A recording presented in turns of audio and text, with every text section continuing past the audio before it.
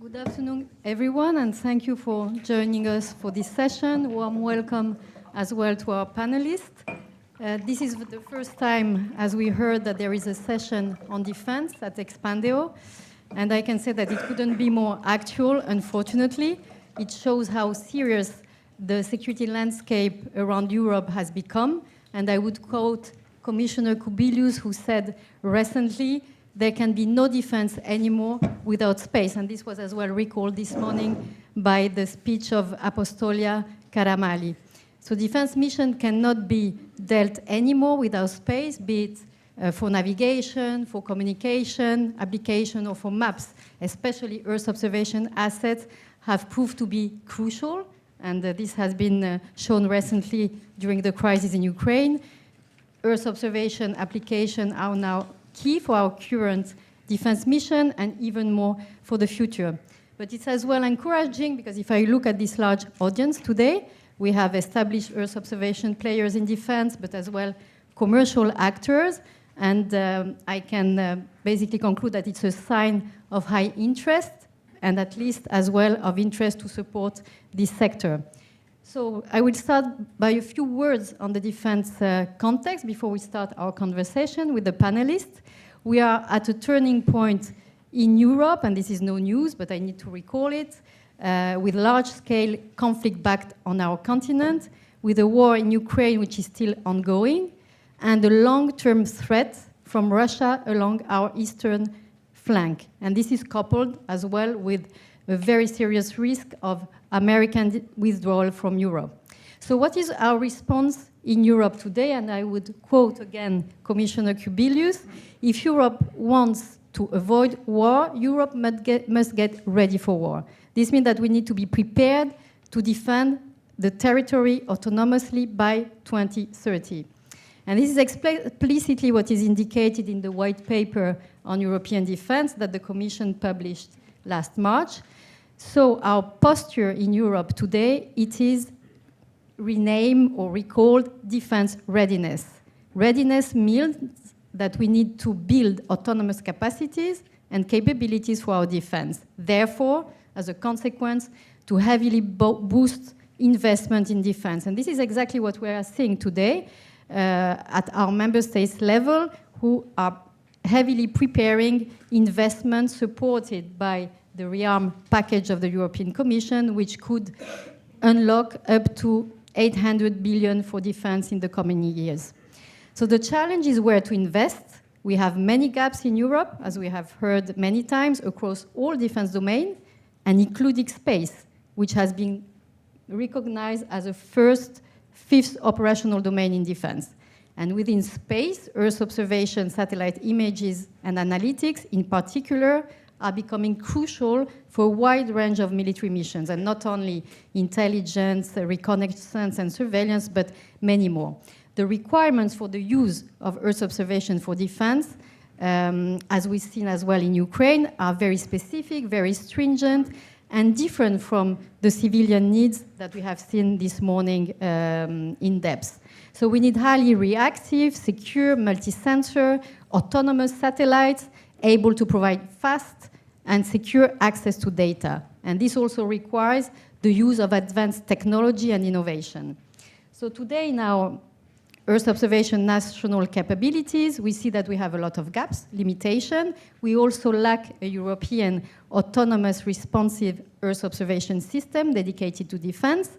And at the moment, either the EU and the member states are exploring possible options to fill these gaps, with an increase as well interest in the private sector, which can bring innovation, which is highly required in the defense requirement. So having said that, we will explore these topics with our panelists over the next 45 minutes. It is very short as for the other session. So first, we'll have an update on the institutional initiatives of our institution here, and then we'll address the industrial perspective, because we don't have any industry representative in the panel. So it's interesting to see how the institutions are supporting the industry, meeting the defense user needs, and bringing innovation in the Earth observation for defense service. So I will start with you, Marianne Ardisson, from DG DEFIS on the European initiatives. So you contributed to the EU space strategy for security and defense, where it was indicated that Europe would need urgently highly reactive, resilient, and as well autonomous Earth observation space-based capabilities, and proposed to assess the option of an Earth observation government service for defense to complement Copernicus with secure and persistent satellite sensing. So I would be interested to hear from you, where do you stand after 2 years of this announcement? And we heard as well this morning from Apostolia Karamali that EOGOS would be expected by 2027. So the question would be, how are you defining at the moment user requirements, the system architecture, and how are you as well collaborating within the EU ecosystem with the External Action Service, but as well with ESA, who already contribute to other space segment activities of the Commission, and in particular IRIS² on the SATCOM level? Thank you. Thank you very much. Good afternoon, everybody. So I will try to sum up quickly in 5 minutes where we stand on the EU Earth Observation Governmental Service. It's a very incremental approach, so we are taking it step by step. First, for the short term, we are setting up a pilot for the EU Earth Observation Governmental Service, and actually this is this one that is expected by the end of 2027. And we are working on this topic in close cooperation with the European External Action Service, with the EU Satellite Center, and it aims at testing new use cases that are not covered right now, but would it be by Copernicus services or by the EU Satellite Center core task. And it will also lay down the basis of governance that can be trusted by member states. And we are currently defining these use cases. What is important is to make sure that we meet the needs of the defense users. So we are closely coordinating also with member states on this topic. This is for the short term, and it is founded by the Copernicus Security Service. For the longer term, so to prepare a potential proposal for a possible future EU Earth Observation Governmental Service, we have launched a bit more than 1 year ago 2 feasibility studies. One of them is led is by a consortium that is led by OHB, and the other one by Telespatio. But both consortium associate also small, medium enterprises, startups from the let's say new space Earth observation ecosystem. And it really aims at exploring what are the possible options for a service. So you need to think of it as a service to be delivered, and there are many ways to deliver a service. The important point for us is to bring EU added value by complementing existing assets, would they be national or commercial, and to look into how we can best leverage the potential that is offered by the commercial sector also. For these feasibility studies, we have set up an advisory expert group to which the European External Action Service, the European Defence Agency, and the EU Satellite Center are associated. And based on the outputs of these feasibility studies, we will inform the potential proposal for a future service. But right now, what we take out from our discussion from member states is that we need to further consolidate the user requirements, including the security requirements, to make sure that we meet the needs of defense users and to make sure that we bring EU added value to what already exists and is available. On top of this, I would like also to refer to the European Defence Fund project in the field of Earth observation. So we have the SPIDER project, for example, that has been since 2020 launched, and we are exploring also possible synergies, how we can build on this European Defence Fund project to develop the EU Earth Observation Governmental Service. Thank you. So I will continue with you, Patrick, from the External Action Service. You are a space advisor at EIS, tasking authority of the Satellite Center, who is provider of geointelligence for member states and analytics. So I was wondering, how is the SATCEN activity changing since the war in Ukraine, the conflict? So are you seeing increased demand or even an evolving requirement for Earth observation service due to the new geopolitical context? And second, how do you coordinate with the European Commission, and especially on the initiative on the Earth Observation Governmental Service Development? Thank you. I mean, maybe just a word on SATSEN. I'm very careful because I have some SATSEN colleagues in the room, so they will hang me if I am saying anything wrong. So Denis, please refrain, wait a moment before hanging me. Just one word about SATSEN. SATSEN is so good, the EU didn't invent it. In fact, we inherited it. You know, it came from the Western European Organization more than 30 years ago. And since then, since 2001, it is with the EU. Probably EU alone would not have created SATSEN. And SATSEN is unique insofar as it's the only agency of the European Union which is an intelligence agency. And you do not decide to become an intelligence agency. It's because the intelligence community trusts you.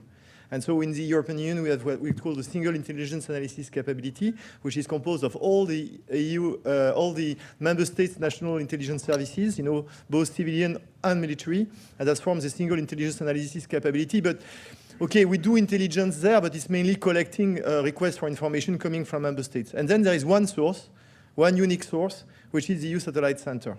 And that's an intelligence source. And we use it for intelligence purposes. And of course, it's based on Earth observation, but the Satellite Center, I mean, I spend my life explaining that we do not do satellite imagery analysis because, we don't do satellite imagery, we do satellite imagery analysis. That the reports of SATSEN are what are derived from these images that are bought mainly on the market. We have also other sources of satellite imagery, and then the SATSEN analyst exploits this imagery and turn it into an intelligence report, what we call a GeoInt report, a geospatial intelligence report. And one of our main tasks in ES, I mean, they are very good at what they do, and we are here to protect them in not accepting every task, in making sure that we remain in the intelligence world, that we keep our credibility as intelligence, and so on. So that's what we do in ES when we accept each and every task. Evolution, well, when we started, I look at Denis because we are more or less the same age, and now with all gray hairs. It was, you know, a few hundreds of products. Last year, it was more than 7,500 products made in SATSEN of different kinds. And the good news also is that we are supportive of Ukraine, that now Ukraine, Moldova has been associated to SATSEN, so they can make their own requests for SATSEN products and services. And SATSEN is very much involved in supporting the war of aggression in Ukraine, and we do provide a lot of products. So just to clarify, not products aimed at very aggressive purposes, and maybe I will have to come back also to what we do. So it's mainly about strategic intelligence. We are not doing targeting. We are not supporting the engagement of the Ukrainian armed forces.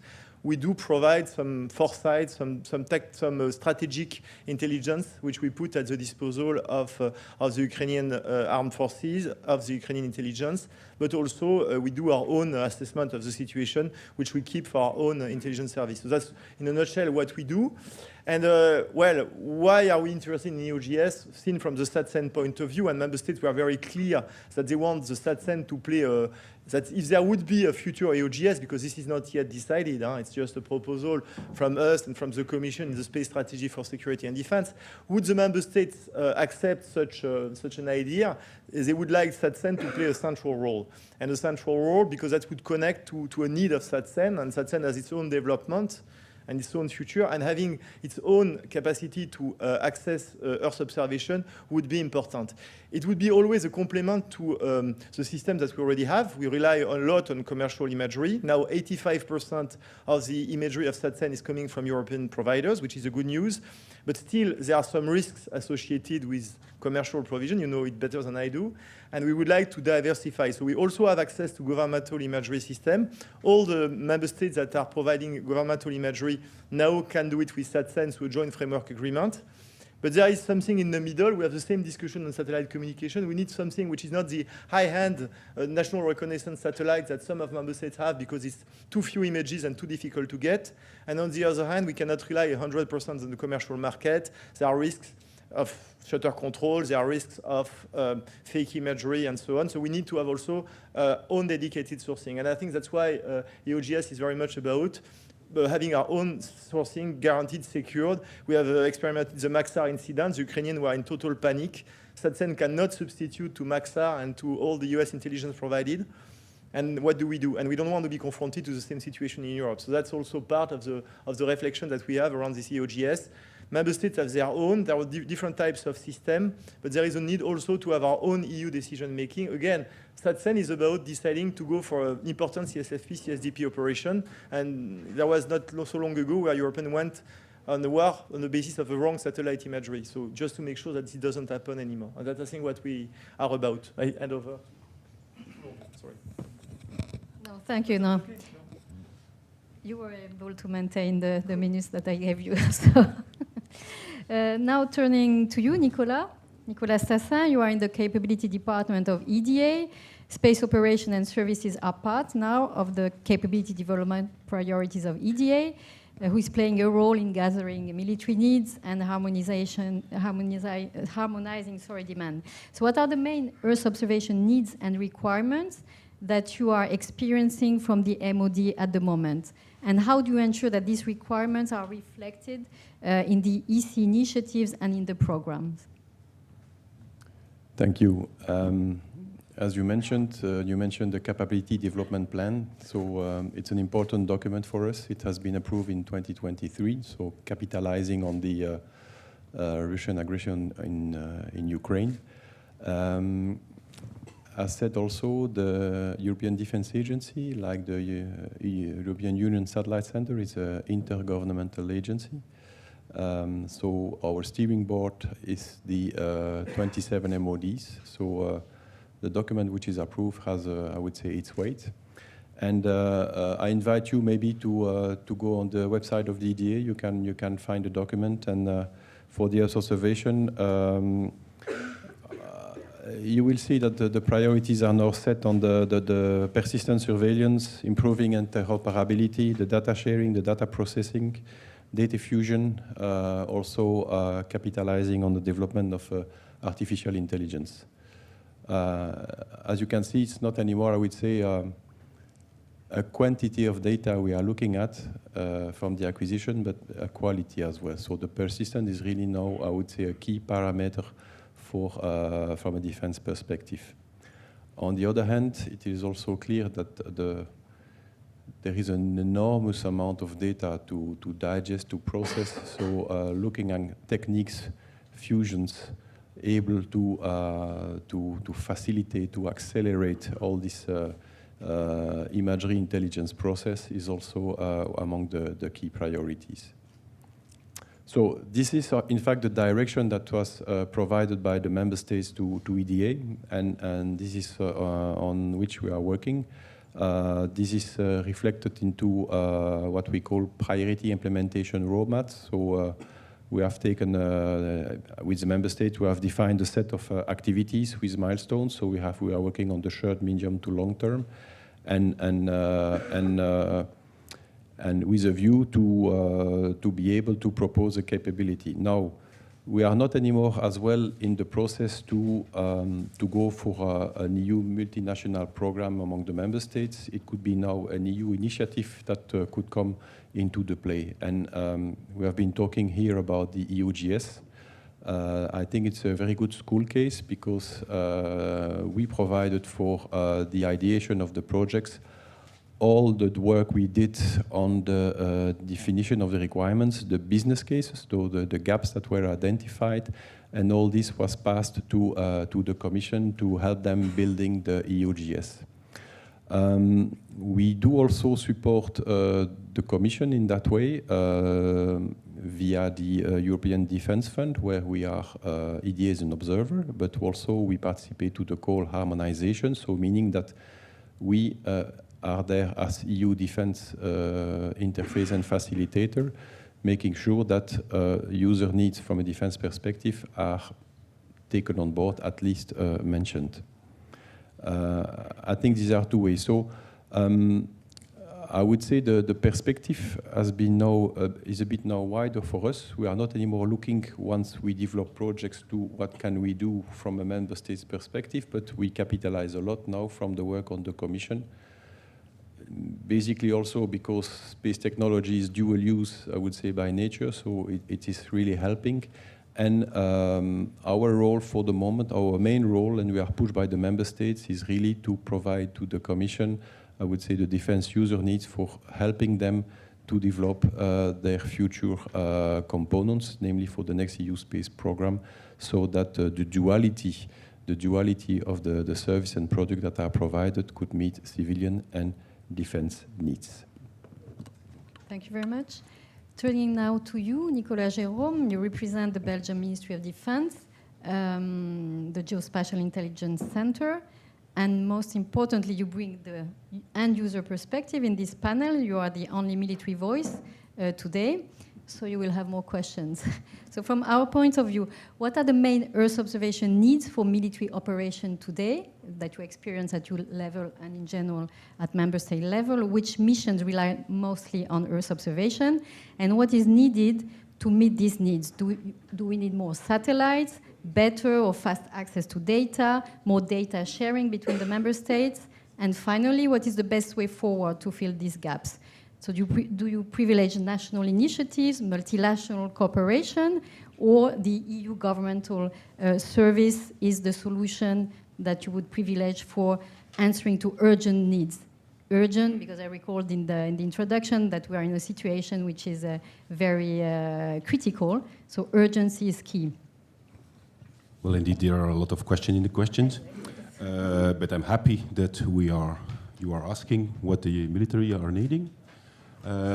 So, of course, space-based ISR, because that's how we call it. We don't speak about EO data in our field of topic, because that's not the Earth that we are observing. We speak about imagery intelligence or geospatial intelligence. Besides intelligence at a strategic level, like what the SATSEN is doing, for example, space-based imagery or space-based intelligence in general, so not only imagery, but also RF locations, signal intelligence, and that kind of things, IES transponders. This type of data is used for the preparation of military operations, is used to execute combat support and combat direct support, and is inherent part of the battlefield today. What is new now with the war in Ukraine is more the tactical use of space-based imagery on the field by the soldier, by the low level of soldier using satellite imagery to directly target on the tactical level. So that's the new use case. But there are of course many other use cases where it is needed. The historical use case and new use case popping up every day. Most of these use cases can be answered by dual-use products, like commercial, like Maxart-like, not to mention this one, but there are many others, but we have already mentioned that one. But a certain number of military use cases cannot be answered with dual product and need specifically high-grade satellites to be answered. If we want to speak about a military activity like targeting, which is the most demanding use case for building up a satellite system, then we don't have this at European level. We almost entirely rely on US data. So if the purpose of EOGS, for example, in the future is to cover this high dependency that we have from the US, then that's what we need to build. Let's be clear. And then we need to build a high-grade military system, which is not what it's looking to be for the moment, but I think we're still in the prospective phase and we can still discuss the user requirements. So that's my way of trying to influence it. That's one thing. And so it's a combination of those. It's a combination of commercial data, dual use, small satellite, lower resolution, high revisit, but also SAR data, of course, X-band, 30 centimeter, RF location, signal intelligence, low resolution persistence. That's a very high new requirement. Persistence, that's what NATO, for example, is tackling on this side. They are not building new systems. They are trying to put all the existing system in a virtual constellation in order to construct this pseudo persistence of the constellation. This can also pass through new types of satellites, like, for example, low-resolution optical from GEO, where you can have real persistence. I know it's challenging, of course, but why not thinking about this? So there are many use cases. Some of them we need now. Some of them we can envisage for the future. And some of them we will need definitely when the big bear is coming. And if the big bear is coming, all the satellites will be used for targeting in the first phase of the conflict. And that's where we will have a problem, because we don't have this. We don't have enough. And if we don't target enough in the beginning of conflict, then that's the end of the conflict. That's clear, sorry, but it's like that. So how do we tackle this? Of course, there are EU initiatives, there are NATO initiatives, there are multilateral initiatives, and there are national initiatives. So for the moment, all the countries, all the member states are dancing between those different initiatives to see how they will match and discuss, combine with each other, and should they build their own or should they procure commercial data on the side. And for the moment, at least, I can speak for Belgium at least, we are still thinking about a sovereign system, of course, answering a certain number of needs, especially when we speak about classification. When we speak about targeting, then we need a sovereign system. Besides that, of course, things like EOGS are mandatory, depending on how much they will match the military requirements.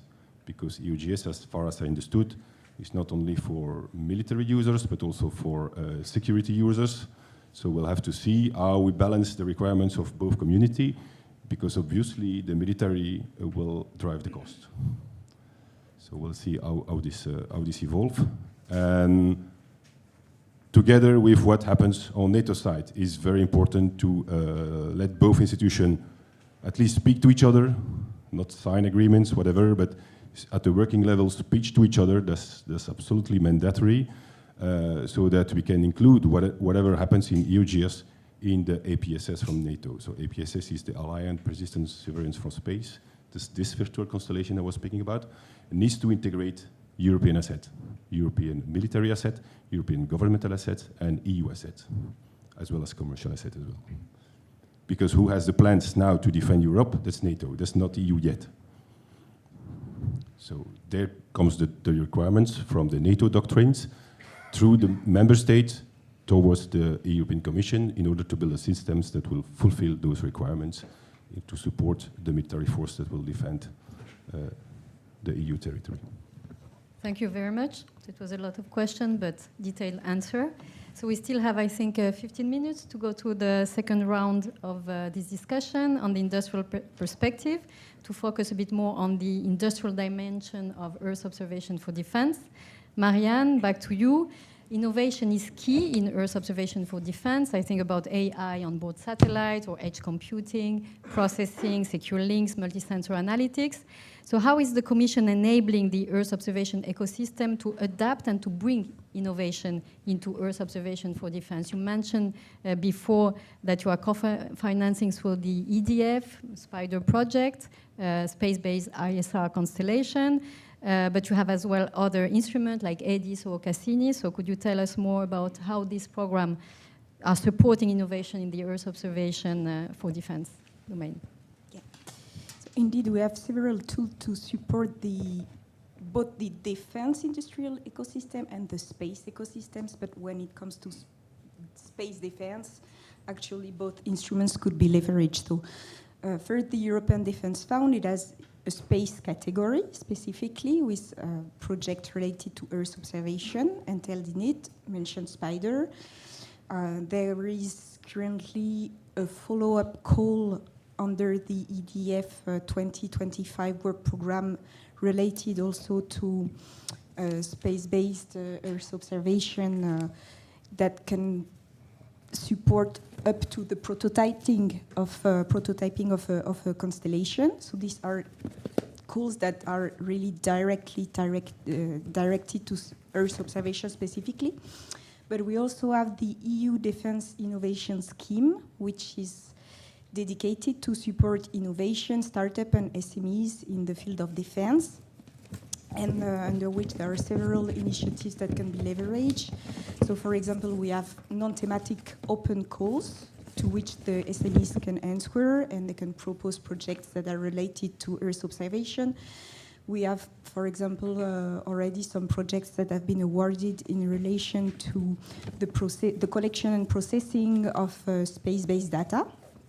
One of them, for example, is the INSEN2 project on automatic imagery intelligence. And more recently, we have awarded 4 projects for organizing technological challenge on multi-source satellite imagery processing. We also organize space defense hackathons. The next one will be from the 17th up until the 19th of October this year. And there will be one challenge that will be related to space-based solution to support military missions and operation, and it includes Earth observation and also relates to collection and processing of multi-sources data.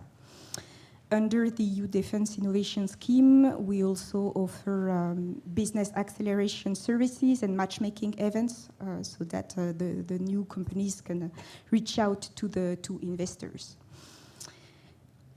On the space part, we have indeed the Cassini initiative, which is a bit similar, offers the same kind of services, but is channeled through different EU funds because it's mainly Horizon Europe money, space cluster. But it is also an opportunity for the commercial actors to grow. Thank you. Patrick, SATSEN works closely with industry, so for image acquisition and as well analysis, and it's clear that industry brings innovation and that innovation is needed by defense users to be on the edge of defense superiority. So how do you see the commercial sector contributing to the future of Earth observation capability for defense? Can commercial industry play a role in the Earth observation for value chain in the defense sector? I know that you are skeptical, so let's try to address the topic. I'm not. I mean, and it's we have to go back to the strategy and also to what our Belgian colleague was saying. It's not only about SATSEN and strategic intelligence. It's much wider than that. And here, I mean, and it's a bit the spirit of the strategy. In the strategy for security and defense, people only read the part with the good news, the Earth observation. But if you take a step back, it's very much about addressing risk and threats. And if you look at the risk and threat for the Earth observation sector, I mean, will the military and the defense sector have enough trust to have recourse to the commercial sector? And then we need to put that in front of a number of risks. I can give you a few. So we all know about the shutter control. So the Maxar event, I mean, imagine the Ukrainians suddenly without a Maxar, when we know how much they rely upon it. What guarantees do we have that if the DoD asks you, please stop providing imagery, if it's your biggest client, what would be your decision as a commercial provider? Would you say yes or no? I mean, it's a true question that we have, and maybe one reason why we would need to go for a governmental system with guaranteed access. Another issue that we talk about, and we did the experiment a few years ago with SATSEN about, artificial intelligence. It was not even artificial intelligence at the time. It was just a fake imagery and see whether the analyst could detect it. The answer is no. Imagine what we can do with artificial intelligence now. To what extent are we sure that the image that we have is reliable or not? It's a true question. And that applies, in fact, to every component. On your satellite, do you know every component? Are you totally sure that there is not a backdoor or something which could... I was discussing with one of your colleagues, and he was saying the only way to guarantee it is to engrave the lens of the optics and have the hologram and make sure, because you cannot guarantee all the components anyway. So to what extent can you guarantee the sourcing of your supplies, the sourcing of your component? Are you sure? Because, okay, sometimes it's not important, but if it's about planning a military operation with people on the ground and you betray their activity, they can die. So it's a real issue. So it's really about how much you can rely on the system. And I talked about that. I talked about also the industry. Who's your stakeholders? Do we have guarantees that there is not some kind of hostile funds that will try to get control of your company and deny access? I mean, that's also one of the things we need to address. And in the list, not last but not least, you are in low Earth orbit very often. That's the most vulnerable to space attacks. You see all the space command, all the reflection ongoing on different types of satellites. Some can go kinetic, but you have other forms of attacks that exist. You can blind a satellite, all the lasers on the ground, all of that. And the question is, to what extent can we rely on the system? And what kind of service can be given to commercial? And what type of service should be given to another type of system? And the reason why we want to diversify and go through this GovSatcom layer is precisely because we believe that there is something in between the National Reconnaissance Office, very expensive, and very few images, and the mainstream commercial. And again, in the mainstream commercial, there will probably a market segmentation with different classes of services for different classes of users. So that's the way I see it personally. Okay, thank you. Nicolas Tassin, EDA plays a key role in linking defense needs with industrial capabilities. So you work with industries through the so-called CapTechs in EDA, implementing many projects covering the space segment, but data exchange and treatment as well. So can you tell us more about this effort to involve industry in Earth observation for defense projects? And how do these projects align innovation with the real operational needs to provide solutions we need and urgently? I come back on the timing. Yeah, you mentioned what we call the CapTech. It's a directorate of EDA, the Research and Technology Innovation. It's true that this is where we are assuming one of the core tasks, which is defense research. We have an overarching strategic research agenda and with technological building blocks, and we are addressing their space. For instance, for Earth observation, we have a project ongoing for intelligent data processing. So I was telling you, processing of data is something key. But industry is also involved in the other activities. And I come from the capability directorate, so we are talking a lot with the member states who define the requirements, but we do not conduct this activity alone. Industry is on our side, so systematically, when we are progressing on defining our user requirements and defining our business cases, we always rely on studies. We have contracts, framework contracts with specific industries to provide us their view, the maturity of the technology, the feasibility. So these requirements do not come out of the blue, and I would say the assessment of the industry is quite key. On the other hand, in our expert group, we regularly welcome for some industry presentation because, as you may have noticed, the turnover, the technology is quite high for the moment. It's still an issue as well because our capability development process does not cope anymore with this reality. So we are talking about commercial data. We are also thinking about for creating a marketplace. We'll do one on space situation awareness, but we're also thinking about Earth observation. So for enabling the member states to fulfill certain of their needs and to be able to capture, I would say, a high-end product, of course, taking into account all the security issues that were raised here. So just to tell you that industry goes along with our capability development project, but also research projects. We were talking about the Cassini. We are also participating in the Cassini hackathons. So as you see, there is a lot of common activities, and it is really fostered between the EDA and the Commission just to make sure that the defense dimension is well taken on board. Moreover, and on a more, I would say, generic tone, I would invite you to go to the website of the EDA because there is a lot of event that is organized by the agency just to foster, I would say, the industry and the defense for a better understanding. Maybe you were aware, but there were Defense Innovation Days recently organized in Krakow in Poland. We had also a defense industry conference in February, and these days we had also a defense industry workshop that was specifically organized for addressing the challenges raised by the joint white paper on defense. So I would really encourage you to go to the EDA member states and have a look at this, and I think this could be, I would say, a good source of information for you and also of awareness. And of course, as I said, we really welcome. We invite a lot of. We do not invite. We welcome. I would say a lot of industry to present their products because I think it's also worth for the member states from the defense community to be aware what is really going on. And as I said, it's evolving quite fast. Thank you. Thank you.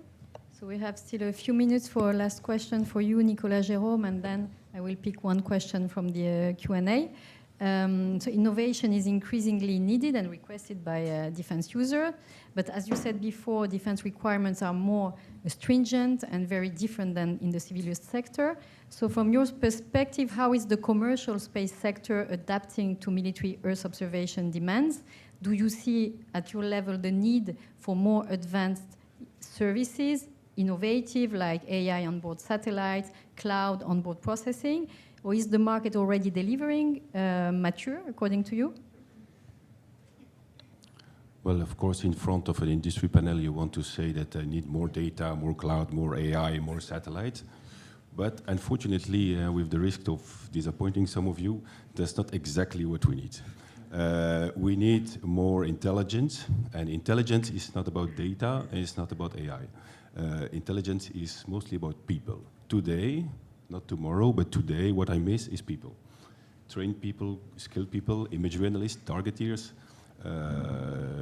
remote sensing specialists, AI specialists that can help to implement those technology. Because AI, there is a lot of AI vendors coming to my office and selling, I will do this, I will do this, I will do this, and nothing works. Or at least it doesn't work enough to spare people and to gain people's time. So for the moment, I'm still waiting to see this step and this break even, let's say. So sorry, this means that what the proposal of the innovative solution are not because, for example, companies are coming with an AI algorithm that needs a huge cloud to work.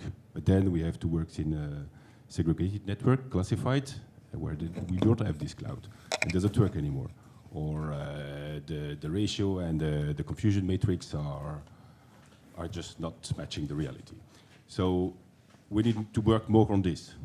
Today I don't need more data, I need more downwards exploitation mechanism, including people, including technology, that should be taken from design with the system. So let's not make, for example, the mistake that we have done with Galileo. With Galileo, we have built a nice public regulated signal, but there is no receiver on the market, no military-grade receiver on the market.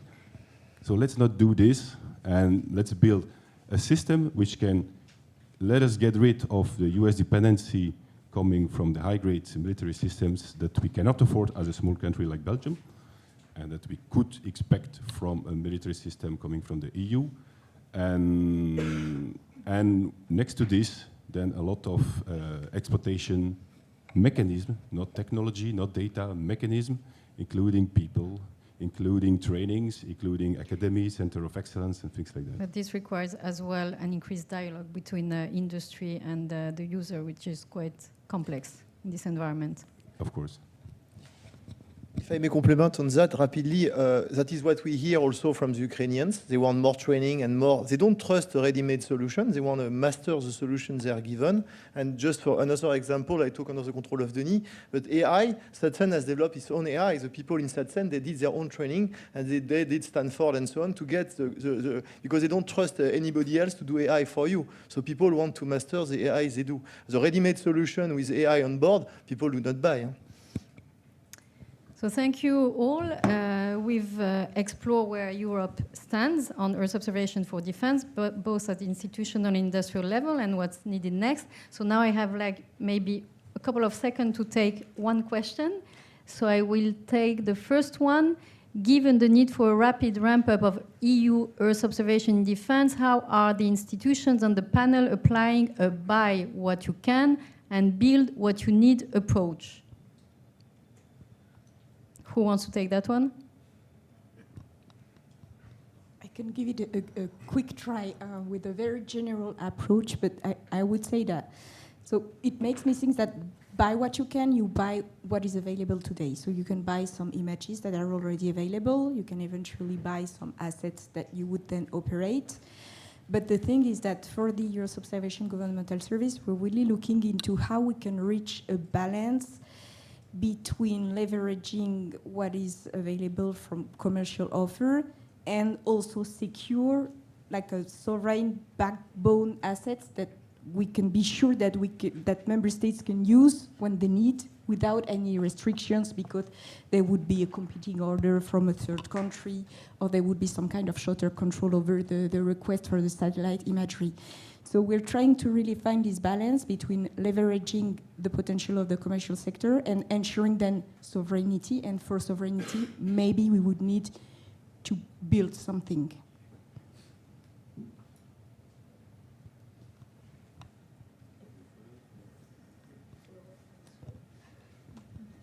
Okay, so I think that we can close this session, and I invite you to join me for a round of applause to our panelists, and let's hope that we will have a follow-up.